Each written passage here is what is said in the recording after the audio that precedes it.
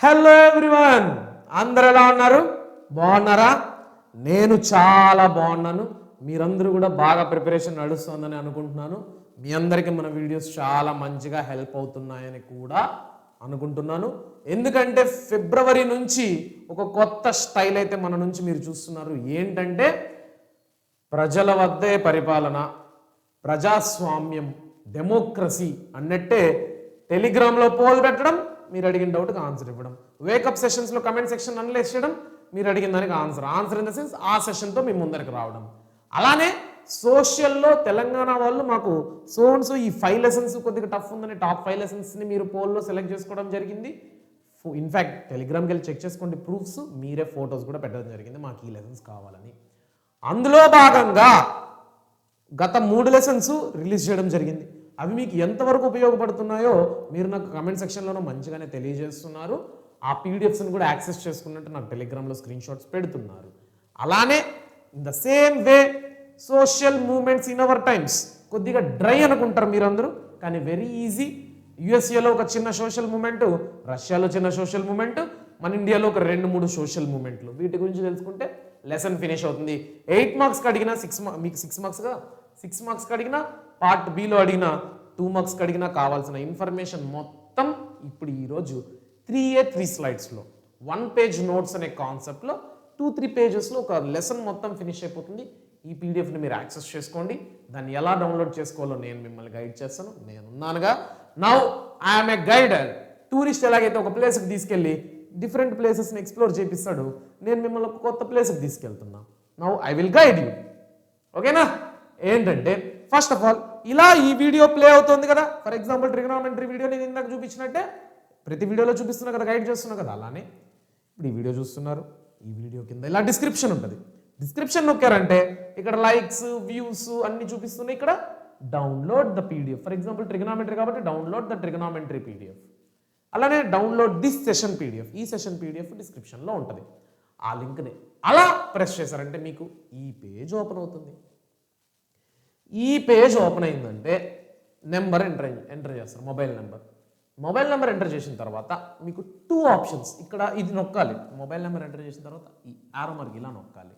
ఇలా నొక్కిన తర్వాత మీకు ఓటీపీ కావాలన్నా లేకపోతే పాస్వర్డ్ ఎంటర్ చేయండి అంటుంది. పాస్వర్డ్ వద్దు, లాగిన్ విత్ ఓటీపీ అనే ఆప్షన్ని సెలెక్ట్ చేసుకొని ఆ ఓటీపీని ఎంటర్ చేశారంటే నెక్స్ట్ స్టెప్ ఏమీ లేదు, డైరెక్ట్ అటాక్, పీడిఎఫ్ డౌన్లోడ్ అయిపోయి. ఓకేనా? సో ఈ పీడిఎఫ్ మీ దగ్గర పెట్టుకోండి, ఎగ్జామ్ ముందు వరకు పెట్టుకోండి, ఎగ్జామ్ తర్వాత కూడా మంచిగా పెట్టుకోండి. ఎందుకు చెప్పనా, ట్రిగనామెట్రీ ఇప్పటితో ఎండ్ అయిపోతుందా? ఇంటర్మీడియట్లో కూడా ఉంటుంది. నేను నీట్ తీసుకుంటున్నాను, నేను బైపీసీ ప్రోగ్రామ్. మీకు కూడా ఫిజిక్స్లో ట్రిగనామెట్రీ ఇంపార్టెంటే. అలానే ఈ సోషల్ డిలీట్ చేస్తే చేసేయండి, ఆ రోజులు మళ్ళీ రావు అన్నట్టు బాధపడాలి. అదే ఎత్తి పెట్టుకుంటే గంటలు వీడియోలు వినేటోళ్ళం, ఆ పీడిఎఫ్ మెమరీగా ఉంది అని ఒకటే. ఇంకోటి జనరల్ నాలెడ్జ్ ఎప్పటికైనా కావాల్సిందే. So that is the thing. ఇక మీ ఇష్టం, మీకే వదిలేస్తున్నా. ఇక ఆలస్యం చేయకుండా ఈ లెసన్లోకి వెళ్ళినట్టయితే ఈ లెసన్ని చాలా తక్కువ స్లైడ్స్ మేము ముందరకు వచ్చాను. 1 2 3 4 లేదు 3. ఓకేనా? డన్. ఇక మొదలెట్టినట్టయితే social movements in our times. ఇండిపెండెన్స్కి ముందు, వరల్డ్ వార్స్కి ముందు సినారియో గురించి మాట్లాడుకోవట్లా. ఇండిపెండెన్స్ తర్వాత జరిగిన సోషల్ మూవ్మెంట్స్ ఏంటి ప్రపంచవ్యాప్తంగా, which inspires the whole world. ఆ సోషల్ మూవ్మెంట్స్ గురించి మనం తెలుసుకుంటాం అన్నమాట. ఆ తర్వాత మన ఇండియాలో ఏమేమి సోషల్ మూవ్మెంట్స్ జరిగాయి వాటి గురించి కూడా మనం తెలుసుకుంటాం అన్నమాట. ఓకేనా? డన్. ఇక మొదలెడితే ఫస్ట్ ఆఫ్ ఆల్ ఈ లెసన్ మొత్తానికి ఒక ఓవర్ వ్యూ తీసుకుంటే background. After 1945 many countries got independence. చాలా కంట్రీకి స్వతంత్రం వచ్చింది. ఎన్నో కంట్రీస్ ఎకనామిక్ గ్రోత్ అయ్యింది, ఎకనామీ పరంగా గ్రో అయ్యింది. ఇన్ఈక్వాలిటీస్ అనేది పెరగడం జరిగింది అనమాట. ఎకనామీ పరంగా గ్రో అవుతూనే ఈక్వాలిటీ లేదు. ఒక కంట్రీలోనే డిఫరెంట్ కమ్యూనిటీస్, వాళ్ళ మధ్య ఈక్వాలిటీ ఉండేది కాదు, సఖ్యత ఉండేది కాదు, సమానత్వం ఉండేది కాదనమాట. సో దీంట్లో marginalised groups began accepting rights. ఎవరైతే బడుగు బలహీన వర్గాలు ఉంటారో వాళ్ళు వాళ్ళ హక్కుల కోసం, రైట్స్ కోసం పోరాడడం మొదలెట్టారన్నమాట. వాళ్ళ ముఖ్యమైన డిమాండ్స్ ఏంటంటే equality and freedom and justice and environmental protection. ఇప్పుడు నేను చెప్పే ప్రతి పాయింట్ నువ్వు ఆన్సర్లో రాసేది. What are the demands for the people who are accepting rights? నువ్వు ఈ 4 పాయింట్లు రాయకపోతే నీకు మార్కులు ఎన్ని నుంచి వస్తాయి? నేను ఇంతకుముందు సెషన్లో చెప్పినట్టే నేను ఇక్కడ తీసుకొచ్చిన లిమిటెడ్ ఇన్ఫర్మేషన్ అనేది నీకు ప్రతి వర్డ్ కీవర్డే. ఈ కీవర్డ్స్ ఆన్సర్లో లేకపోతే నీకు మార్కులు రావు. ఒక లెసన్కి 3 పేజీలు నేర్చుకోవడం కష్టమా సింపులా? మీరే చెప్పండి, న్యాయంగా చెప్పండి. పేజీలు గుర్తుపెట్టుకోలేకపోతున్నాం, మాకు అర్థం కాలేదని అడిగింది మీరే కదా. మీకోసం నేను ఈ ఆల్టర్నేటివ్తో వచ్చినప్పుడు ఇది బెటరా, ఐడియానా కాదా మీరే నాకు తెలియజేయండి. ఓకేనా? చలో. సో వాళ్ళ మెయిన్ డిమాండ్స్ ఏంటంటే ఈక్వల్ రైట్స్, సమాన హక్కులు ఉండాలి చట్టం ముందు.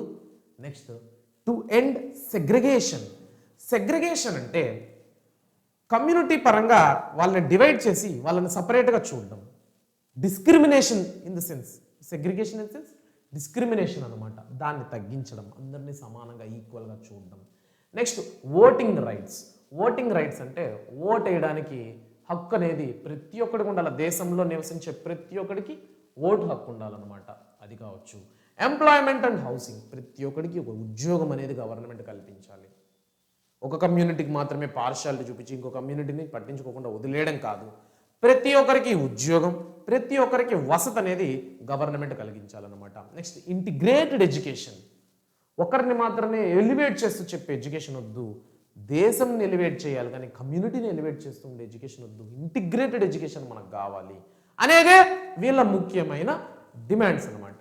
ఈ లెసన్లో మనం ముఖ్యంగా డిఫరెంట్ పీపుల్ ఎవరెవరు ప్రపంచవ్యాప్తంగా ఇలాంటి సోషల్ మూమెంట్స్లో పార్టిసిపేట్ చేసిన వాళ్ళు తెలుసుకుంటాం.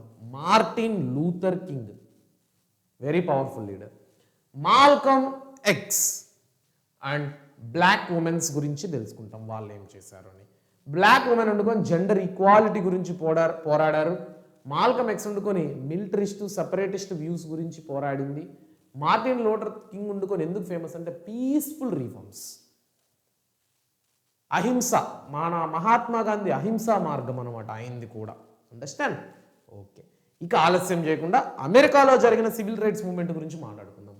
1960స్లో అమెరికాలో ఏం జరుగుతుందంటే, అమెరికాలో ఫేస్ చేసే మెయిన్ ప్రాబ్లం ఆ టైంలో రేషియల్ డిస్క్రిమినేషన్.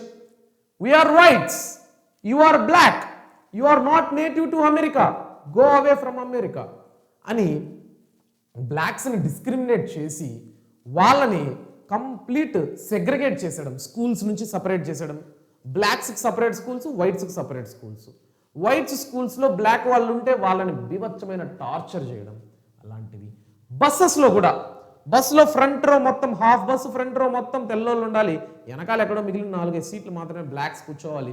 కొన్ని బస్సులో బ్లాక్స్కి అసలు ఎంట్రీ ఉండేది కాదు, ట్రైన్స్లో బ్లాక్స్కి అసలు ఎంట్రీ ఉండేది కాదు.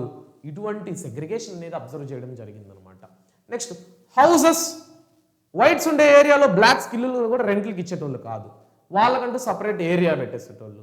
నెక్స్ట్ ఓటింగ్, ఓటు హక్కు సమానంగా ఉండేది కాదు, బ్లాక్స్కి అసలు ఓటు హక్కు ఉండేది కాదు, బ్లాక్ ఉమెన్స్కి ఓటు హక్కు ఉండేది కాదు, ఒకవేళ మెన్కి ఇచ్చినా కూడా.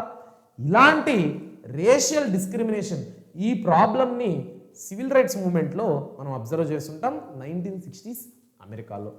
ఇప్పుడు వీటన్నిటినీ పోరాడడానికి ఎమర్జ్ అయిన leader doctor Martin Luther King junior, అతని పేరు అనమాట, పూర్తి పేరు.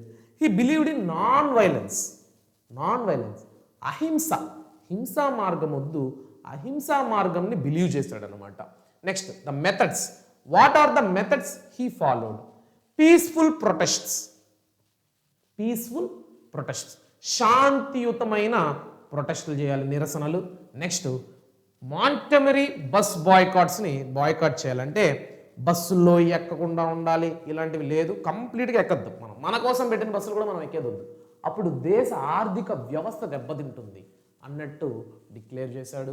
మార్చెస్, వాషింగ్టన్ మార్చ్ 1963లో పాదయాత్ర చేస్తే వాషింగ్టన్ దగ్గరికి, అమెరికా క్యాపిటల్ వాషింగ్టన్ డీసీ దగ్గరికి మార్చ్ చేస్తే ఇసుకేస్తే నేల మీద రాలనంత జనం వచ్చారనమాట మార్టిన్ లూథర్ కింగ్ కోసం. He is a great speaker. ఎవరైతే గొప్పగా మాట్లాడతారో వాళ్ళు చరిత్రలో మిగిలిపోతారు. So are you the good speaker? మీరే చెప్పాలి. Am I the good speaker? మీరే చెప్పాలి. ఓకేనా?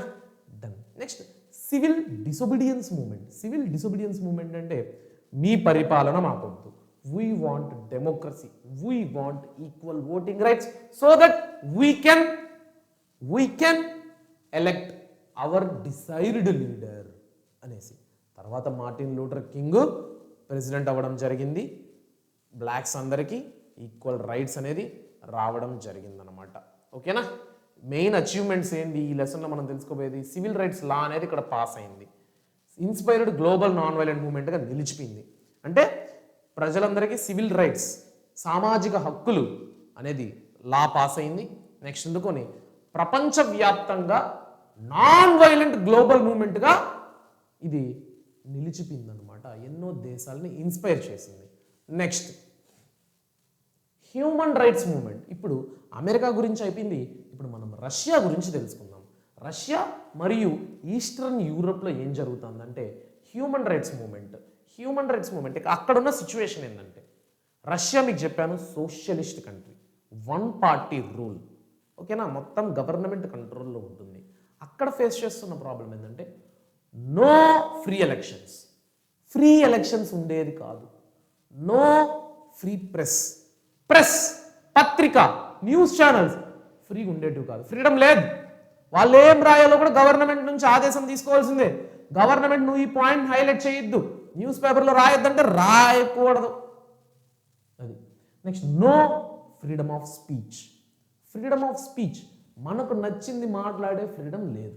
This is the scenario in USSR and Eastern European countries, some of the Eastern European countries అనమాట. స్ట్రిక్ట్ గవర్నమెంట్ కంట్రోల్ ఉండేది.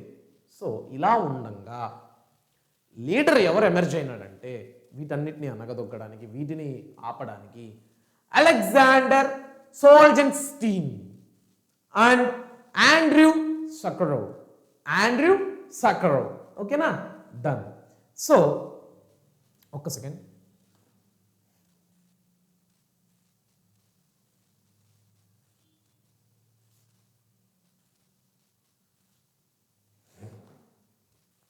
సో వీళ్ళు leaders ఈ situations, ఈ ప్రాబ్లమ్స్ అన్నిటిని అబ్జర్వ్ చేసి వాళ్ళు ఏం డిమాండ్ చేస్తూ నిరసనలు, ప్రొటెస్టులు చేశారంటే equal human rights, freedom of expression. Freedom of expression అంటే హూ అనే ఎక్స్ప్రెషన్స్ కాదు, నేను ఏది నా మనసులో ఎక్స్ప్రెస్ చేయాలనుకుంటే దాన్ని ఎక్స్ప్రెస్ చేయాలి. అది మంచి అయినా చెడ్డైనా, గవర్నమెంట్కి సపోర్టింగ్ ఫ్యాక్టర్ అయినా గవర్నమెంట్కి అపోజింగ్ ఫ్యాక్టర్ అయినా నేను మాట్లాడాలనుకుంటే మాట్లాడాలి. అది freedom of expression. Ending one party rule. ఒకటే పార్టీ ఉంటే పొలిటికల్ డామినేషన్, పొలిటికల్ కాంపిటీషన్ ఎక్కడ ఉంటుంది? అదే మన ఇండియా తీసుకోండి. ఎలక్షన్స్ జరుగుతాయి, ఒక పార్టీ ఇంకో పార్టీ కలిసి పోటీ చేస్తూ ఉంటాయి. కలిసి అంటే ఆపోజిట్గా పోటీ చేస్తూ ఉంటాయి. వాళ్ళకి ఎందుకు అంత పోటీతత్వం, కాంపిటీషన్ ఉంటుందంటే వీడికంటే వీడు ఎక్కువ పాలసీలు, మంచి పాలసీలు చెప్పి ప్రజల్లోకి వెళ్ళిపోయినాడంటే ప్రజలందరూ వీడికి ఓటేసి గెలిపించేస్తారేమో, వీడు ఇంకా మంచి చేద్దాం అనుకుంటాడు. సరే వీళ్ళు ఎక్కువ మంచి చేసేస్తున్నారు కదా, వీళ్ళు ఇంకా మంచి, అలా మంచి మంచి మంచి మంచి మనం లాభపడతాం ప్రజలు. అలాగా ఉండకుండా వన్ పార్టీ రూలే ఉంటే ఆ పార్టీకి ఏమన్నా కాంపిటీషన్ స్పిరిట్ వస్తుందా? రాదు. ఎందుకు? పోటీ ఎవరు లేరు, ఓడే ఫ్యాక్టరీ అలా నేనే గెలిచేది అనే ఫీలింగ్. సో ఆ వన్ పార్టీ రూల్ అనేది ఎండ్ అవ్వాలి అనేసి ఒకటి డిమాండ్. ఇంకోటి యుఎస్ఎస్ఆర్ అనేది ఇండిపెండెన్స్ రావాలి. యుఎస్ఎస్ఆర్ అనేది గ్రూప్ ఆఫ్ కంట్రీస్ కదా, దాంట్లో చాలా కంట్రీస్ విడిపోవాలని ఉంటాయి కదా, వాళ్ళందరికీ ఇండిపెండెన్స్ కావాలి అనేది కూడా ఒక డిమాండ్ స్టార్ట్ అయింది. సో ఈ హ్యూమన్ రైట్స్ మూవ్మెంట్ వల్ల జరిగిన రిజల్ట్ ఏంటంటే గోర్బచావ్ రిఫార్మ్స్. మీకు ఇంతకు ముందు లెసన్లోనే చెప్పాను, గోర్బచావ్ ప్రెసిడెంట్ ఏం చేశాడంటే అతని రిఫార్మ్స్ ఏంటంటే గ్లాస్ నాస్ట్, అంటే ఓపెన్నెస్. ఓపెన్గా చెప్తున్నా, యుఎస్ఎస్ఆర్లో ఉండాలనుకున్న వాళ్ళు ఉండండి, వెళ్ళాలనుకున్న వాళ్ళు వెళ్ళండి. Next decline of USSR. USSR అనేది డిక్లైన్ అయిపోయి 1990s రష్యా అండ్ అదర్ కంట్రీస్గా డివైడ్ అయిపోవడం జరిగింది. ఓకేనా? This is the thing about human rights movement. So this is also a good success. Understand? తర్వాత జరిగిన సోషల్ మూవ్మెంట్ ఏంటంటే anti war and anti nuclear movement. Anti war and anti nuclear movement అంటే యుద్ధాన్ని oppose చేస్తూ, nuclear వెపన్స్ని oppose చేస్తూ వచ్చిన movement. Main causes ఏంటంటే అసలు ఎందుకు ఈ మూవ్మెంట్ రావాల్సి వచ్చిందంటే హిరోషిమా నాగసాకి మీద 1945లో అమెరికా న్యూక్లియర్ వెపన్ వేసిన తర్వాత అక్కడ జరిగిన హ్యూజ్ లాస్ ప్రపంచాన్నే దిగ్భ్రాంతికి గురి చేసిందనమాట. ఓకేనా? So cold war arms race, ఈ కోల్డ్ వార్ వల్ల రష్యాకి అమెరికాకి మధ్య ఆర్మ్స్ రేస్ అనేది పెరుగుతుంది, ప్రొడక్షన్ అనేది పెరిగిపోతుంది. ఇది ప్రపంచ దేశాలను వణికిస్తుంది అనమాట. ఎప్పుడు ఏం జరుగుతుందో తెలియదు. And the world is not ready for world war 3 అనేసి. Next Vietnamese war. ఇంతకుముందు లెసన్లో మనం చూసామా social movements in our times, ఇది కదా. ఇంతకుముందు లెసన్లో పోస్ట్ వార్ వరల్డ్ అండ్ ఇండియాలో వియత్నమీస్ మీద నాఫ్లామ్ బాంబ్స్ యూజ్ చేసి అమెరికాలో చేసిన విధ్వంసాన్ని చూసాం కదా. ఇవన్నీ కాజెస్ అనమాట. సో వియత్నాం వార్ ప్రొటెస్ట్, వియత్నంలో ఏం జరిగిందంటే ఎంతోమంది సివిలియన్స్, కామన్ పీపుల్ చనిపోయినారు. మిలిటరీ వల్లే కాకుండా chemical weapons, napalm weapons use చేసి వాళ్ళని చాలా దారుణంగా చంపడం జరిగింది. US soldiers and American soldiers and citizens protested. Why Vietnam? We are Western country, that is an Eastern country. Why war? What is the cause? What is the reason? మన people కూడా effect అయినారు. Why అనేసి American పీపులే protest చేయడంతో, refusal to join ఆర్మీలోకి join అవ్వకుండా protest చేయడంతో అక్కడికి Russia Vietnam నుంచి America Vietnam నుంచి విత్డ్రా అయిపోవడం జరిగిందనమాట. దీనివల్ల వచ్చిన రిజల్ట్ ఏంటి? ఈ anti war and anti nuclear movements వల్ల వచ్చిన రిజల్ట్ ఏంటి? America withdraw from the Vietnam in the year of 1975. Inspired global peace movements నుంచి ఇన్స్పైర్ అయ్యింది. ఇలా జరిగింది. నెక్స్ట్ దీని నుంచి కూడా ఎన్నో మూవ్మెంట్స్ ఇన్స్పైర్ అయ్యాయి అనమాట. Next nuclear disarmament. Nuclear weapons అనేది ఇంకా ప్రొడక్షన్ అనేది జరపకూడదు. ప్రతి కంట్రీ ఆపేయాలి. ఉన్న న్యూక్లియర్ వెపన్స్తో ఇంత కౌంటే ఉండాలి, ఇంకొకటి కూడా పెరగకూడదు. దానికోసమే ఫియర్ ఆఫ్ టోటల్ డిస్ట్రక్షన్, ప్రపంచ వినాశనం జరుగుతుందేమో అనే భయంతో వచ్చిందే న్యూక్లియర్ డిసార్మమెంట్ మూవ్మెంట్. దాంట్లో 2 మెయిన్ మూవ్మెంట్స్. ఫస్ట్ వచ్చింది ఏంటంటే salt talks, strategic arms limitation talks. Expansion అడగచ్చు గైస్, బాగా గుర్తుపెట్టుకోండి. Strategic arms limitation talks.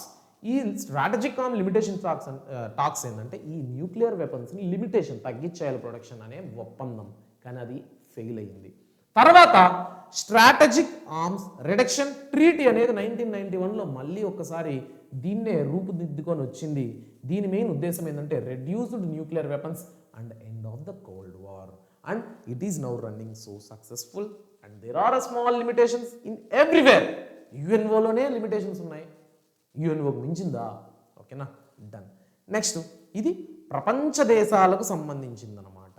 అలానే ఇప్పుడు ప్రపంచ దేశాల్లో సంబంధించిన environmental and anti globalisation movements అంటే పర్యావరణాన్ని దెబ్బతీస్తూ ప్రపంచానికే ముప్పు తెచ్చే మూమెంట్స్ ఏం జరిగింది, ప్రాబ్లమ్స్కి సంబంధించిన మూమెంట్స్ ఏంటి అనేసి ఇప్పుడు మనం మళ్ళీ ఒకసారి తెలుసుకుందాం. ప్రాబ్లమ్స్ ఏంటి? మెయిన్గా ఎన్విరాన్మెంటల్ ప్రాబ్లమ్స్ ఏంటి? మనం మనుషులు చేసేది ఏంటి? మైనింగ్, భూమిని తవ్వుకుంటూ పోయి ఉన్న మినరల్స్ అన్ని బయట తీసే ఫ్యూచర్కి ఉంటుందా? ఫ్యూచర్స్ పీపుల్కి ఉండదు. ఇంకోటి అలా భూమిని మనము డీస్టెబిలైజ్ చేసేస్తే ఎర్త్ క్వేక్స్ అనేది పాసిబులా, ల్యాండ్ స్లైడ్స్ అనేది పాసిబులా? సో ఇదన్నమాట. Next dams construction. ఒక్క డ్యామ్ కన్స్ట్రక్షన్ వెనకాల ఎంత ఎన్విరాన్మెంటల్ డ్యామేజ్ ఉంటుందంటే డిఫారెస్ట్రేషనా, ఎందుకంటే చెట్లన్నీ నరకాలన్నా అక్కడ డ్యామ్ కట్టాలంటే ఒకటి. ఇంకోటి అక్కడున్న లోకల్ పీపుల్ని ఎవాక్యువేట్ చేయాలన్నా, so lakhs of people loss their హ్యాబిటేటా. ఇంకోటి అక్కడున్న అనిమల్ లాస్, ఆ ఫ్లోరా అండ్ ఫానా లాస్, ఎంతో జీవరాశులకి ఇల్లు లాంటిది ఆ ప్లేసు. అక్కడ వాటిని తరిమేయడంతో అవి ఎక్కడికి వెళ్ళి బ్రతకాలి, అలా జీవరాశులు అంతరించిపోతాయా? ఇలా డ్యామ్స్ వల్ల ఇంకా డీప్కి వెళ్తే ఎన్నో నష్టాలు. నెక్స్ట్ ఫ్యాక్టరీస్ కన్స్ట్రక్షన్ వల్ల పొల్యూషన్ అనేది, వాటర్ పొల్యూషన్, ఎయిర్ పొల్యూషన్ అనేది పుష్కలంగా జరుగుతుంది. ఆ పొల్యూషన్ అంతా తీసుకొచ్చి వాటర్లో వదిలేస్తాడు, వాటర్ అంతా కలుషితమైపోయి అక్కడ ఫిష్ కల్చర్ అనేది పోతుంది. ఇన్లాండ్ వాటర్ బయోడైవర్సిటీ అనేది దెబ్బతింటుంది. ఆ వాటర్ తాగడం వల్ల మనుషులు దెబ్బతింటున్నాం. అనిమల్స్ వాటర్ తాగితే అవి హెల్త్కి గురవుతున్నాయి ఇబ్బందులకి. ఓకేనా? ఇలాగా. నెక్స్ట్ ఎయిర్ పొల్యూషన్ తీసుకున్నట్టయితే green house gases, global green house gases అనేది ఎమిట్ అవడంతో ఎర్త్ యావరేజ్ టెంపరేచర్ అనేది పెరిగిపోవడంతో, ఎండలు విపరీతంగా పెరిగిపోవడంతో మంచు పర్వతాలు కరిగిపోయి సముద్రం మొత్తం పెరిగిపోయి సునామీలు తుఫాన్లు వచ్చి కొట్టుకుపోతున్నాయి, ఎన్నో ఐలాండ్స్ మునిగిపోతున్నాయి. ఇంత దారుణాలు జరుగుతున్నాయి అన్నమాట. డీప్గా ఆలోచిస్తే అంత ఇబ్బందులు ఉంటాయి. అందుకే ఇన్ని మూమెంట్లు వచ్చినాయి. తర్వాత డిస్ప్లేస్మెంట్ ఆఫ్ ట్రైబల్స్, చెప్పాను కదా, డ్యామ్స్ కన్స్ట్రక్షన్ కోసం ట్రైబల్స్ని, ఫ్యాక్టరీస్ కన్స్ట్రక్షన్ కోసం ట్రైబల్స్ని, ఫార్మర్స్ని డిస్ప్లేస్ చేసేయాలి. ఎన్విరాన్మెంటల్ డిస్ట్రక్షన్ అనేది జరుగుతుంది. Next Greenpeace movement. So దాంట్లో one of the impactful major famous movement Greenpeace movement. ఏం లేదు, గ్రీన్ పీస్ మూమెంట్ ఏంటంటే నార్త్లో ఆర్కిటిక్ సర్కిల్ దగ్గర ఈ మైనింగ్ యాక్టివిటీస్ కోసం, నెక్స్ట్ మినరల్స్ కోసం, నెక్స్ట్ అందుకొని దాంట్లో ఉన్న ఆయిల్ రిజర్వ్స్ కోసం జరుగుతూ ఉంటే గ్రీన్ పీస్ అనే ఓడని వేసుకొని దాన్ని ఆపడానికి వెళ్ళారు. అందుకే గ్రీన్ పీస్ మూమెంట్ అని వచ్చింది. సింపుల్గా మీకు అర్థం అవడం చెప్పేసిన ఒక కథలాగా. ఓకేనా? 1971లో గ్రీన్ పీస్ మూవ్మెంట్ అనేది స్టార్ట్ అయింది. It is protested nuclear tests. ఎక్కడ? ఆమ్స్టర్డామ్లో హెడ్ క్వార్టర్స్ ఉంది. న్యూక్లియర్ టెస్ట్లు ఎక్కడ? ఆర్కిటిక్ సర్కిల్లో న్యూక్లియర్ టెస్టులు చేస్తే ఆ మంచు పర్వతాలు విరిగిపోయి దాని లోపల ట్రాప్ అయిన methane gas, green house gas బయటకి ఎమిట్ అయిపోతే టెంపరేచర్ పెరిగిపోతుంది. అది ఒక global gas, green house gas, చాలా డేంజరస్ గ్యాస్. అర్థమవుతుందా? Done. Main focus climate change, global warming, sustainable development. ఈ 3 కీవర్డ్స్ ఎంత క్లియర్ కట్గా ఉంది చూడండి. ఒక గ్రీన్ పీస్ మూవ్మెంట్కి ఎప్పుడు స్టార్ట్ అయింది, దాని హెడ్ క్వార్టర్స్ ఎక్కడుంది, దాని ఫోకస్ ఏంటి, రాయలేమా 2 మార్క్స్? బరాబర్ రాయొచ్చు. ఏమంటారు దోస్తులు? బరాబర్ రాయచ్చా? కమెంట్ చేయండి. నెక్స్ట్ ఇండియాలో జరిగిన మూమెంట్స్ గురించి ఇప్పుడు మాట్లాడుకుందాం. ఫస్ట్ ఆఫ్ ఆల్ గుర్తొచ్చేది Bhopal gas tragedy. Bhopal gas tragedy 1984లో మధ్యప్రదేశ్లోని భూపాల్లో ఒక డవ్ కంపెనీలో రాత్రి అన్ఎక్స్పెక్టెడ్గా జరిగిన ఒక గ్యాస్ లీకేజ్ వల్ల ఎన్నో వేల మంది ప్రాణాలు కోల్పోయినారు. ఇండియాస్ బిగ్గెస్ట్ ట్రాజడీగా ఇప్పటికీ అది నిలిచిపోయింది అనమాట. ఏంటంటే అక్కడ మేజర్ డిమాండ్ ఏంటంటే, ఇప్పుడు చెప్తున్నాను అండి, మిథైల్ ఐసోసైనేట్. ఈ మిథైల్ ఐసోసైనేట్ అనే గ్యాస్ లీక్ అవడంతో రాత్రికి రాత్రి నిద్రలోనే చాలా మంది చనిపోయినారు. వాళ్ళందరికీ న్యాయం జరగాలని ఎన్ని కోట్లు మెట్లు ఎక్కినా న్యాయం ఈ రోజుటికి పెండింగ్లోనే ఉంది. వాళ్ళ న్యాయం ఏమడుగుతున్నారు? అట్లీస్ట్ మెడికల్ ట్రీట్మెంట్, లేదంటే చిన్న కాంపెన్సేషన్, ఇలాంటివి కూడా చేయలేదన్నమాట. వాళ్ళ డిమాండ్స్ ఏంటి? Medical treatment, proper compensation, punish the company and prevent future disasters. ఇండియాలో కంపెనీని పనిష్ చేయలేకపోయినాం, ఎందుకంటే అది ఎక్కడో ఫారెన్లో ఉన్నాడు owner. Next it prevent future డిజాస్టర్సా? ఇంతవరకు డిజాస్టర్స్ మళ్ళీ ఏం జరగలేదా? జరిగినాయి. మెడికల్ ట్రీట్మెంట్, అక్కడ దెబ్బతిన్న పీపుల్కి స్టిల్ ట్రీట్మెంట్ అనేది, సరైన ట్రీట్మెంట్ అనేది అందుబాటులో లేదు. కాంపన్సేషన్ కూడా ఎవరికి సరిగ్గా అందలేదన్నమాట. This is the tragic thing in Bhopal gas tragedy. దాని యొక్క ప్రెజెంట్ స్టేటస్ ఏంటి నేను చెప్పాక ఇంకా అవ్వలేదని. So partial success. Next justice అనేది స్టిల్ ఇన్కంప్లీట్. వాడినైతే జైల్లో వేస్తే కంపెనీని, అప్పుడు జస్టిస్ వచ్చినట్టు, still incomplete. Next global protest against Dow chemicals. ప్రపంచవ్యాప్తంగా ఈ అవేర్నెస్తో డవ్ కెమికల్స్ మీద ప్రొటెస్ట్ అనేది జరిగిందనమాట ప్రపంచవ్యాప్తంగా. నెక్స్ట్ ఇండియన్ ఎన్విరాన్మెంటల్ మూమెంట్ అనమాట. దాంట్లో Chipko movement, Silent valley movement, Narmada Bachao ఆందోళన గురించి మనం మాట్లాడుకోవాలి. చిప్కో మూమెంట్ ఎక్కడ జరిగింది? ఉత్తరాఖండ్లో జరిగింది. సైలెంట్ వ్యాలీ మూమెంట్ ఎక్కడ జరిగింది? కేరళలో జరిగింది. ఓకేనా? నెక్స్ట్ రాజపూజ్య రివర్ దగ్గర అనుకుంటా. Next Chipko movement dams construction ఆపడానికి, సైలెంట్ వ్యాలీ మూమెంట్ డ్యామ్స్ని స్టాప్ చేసి areas declared as the national park.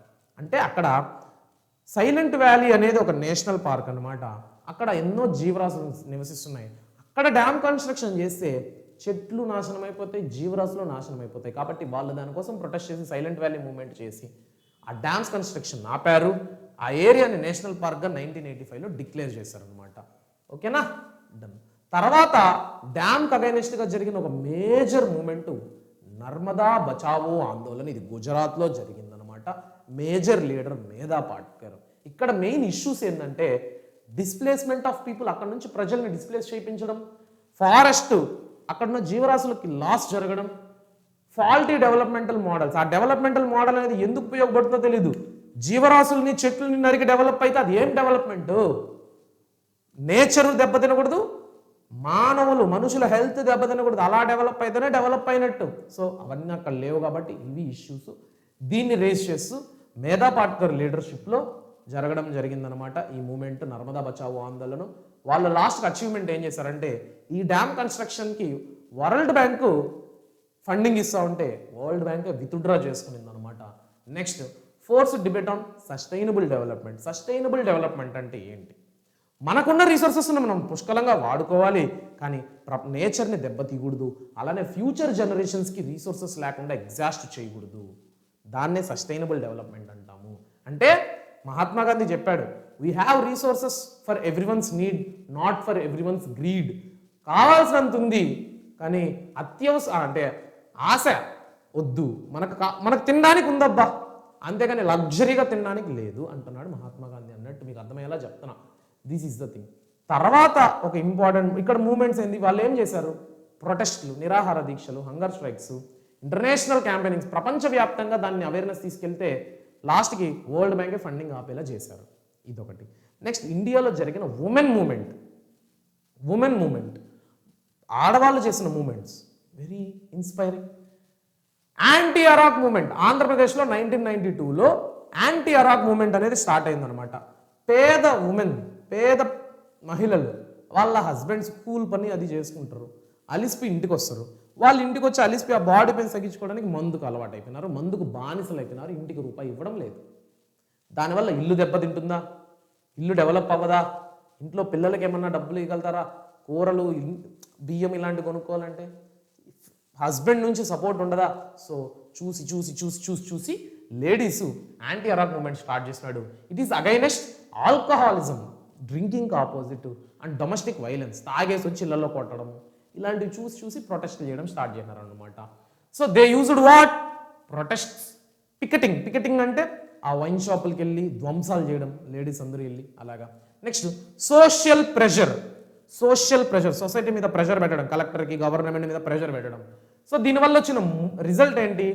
అరాక్ అనేది బ్యాన్ చేశారు. అరాక్ అంటే లిక్కర్ని 1993లో బ్యాన్ చేయడం జరిగింది.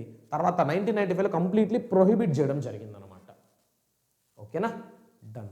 తర్వాత ఇలాంటి ఒక ఉమెన్ మూమెంట్ మణిపూర్లో ఒకటి జరిగింది, దాన్నే మీరా పైబీ మూమెంట్ అంటాం. మీరా పైబీ మూమెంట్ అంటే ఇలా రాత్రులలో కాగడాలు పట్టుకొని వెళ్తూ ఉంటారు. ఈ లెసన్లో ఈ టాపిక్ గురించి మనం చాలా క్లియర్గా మాట్లాడుకున్నాం. అక్కడ బ్రీఫ్ ఇన్ఫర్మేషన్ కావాలంటే అక్కడికి వెళ్ళి చూడండి. సమ్మరీలో చెప్తున్నాను చూడండి.